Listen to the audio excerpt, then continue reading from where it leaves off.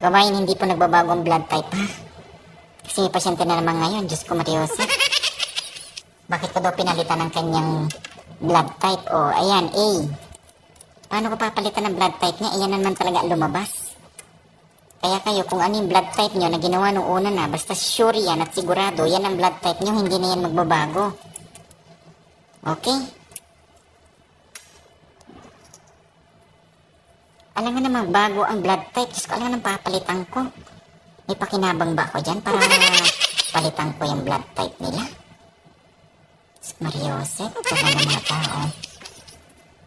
Ito lang for the awareness of everyone.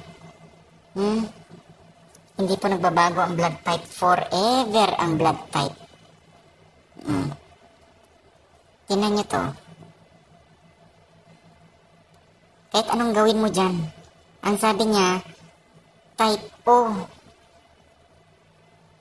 O positive daw siya. O positive. Maging O positive yan. Hindi po ba? Walang reaction sa A, meron sa B, meron sa RH o anti-D. So, anong blood type niyang pasyente? B positive. Alam nga naman na magiging O yan. So, Mariose, mga tao. Okay? Oh, so hindi nagbabago ang blood type talaga. Kahit anong gawin nyo dyan. Hindi yan magiging, yan, nag-react na yan. Alam nga naman na, kung O kasi ang blood type niya, ang B hindi nag-react. Dapat nagiging ganyan niya sa A. Ay, nag-react yung B eh. Alam man, i-report kang O, eh B ang nakita ko. Okay?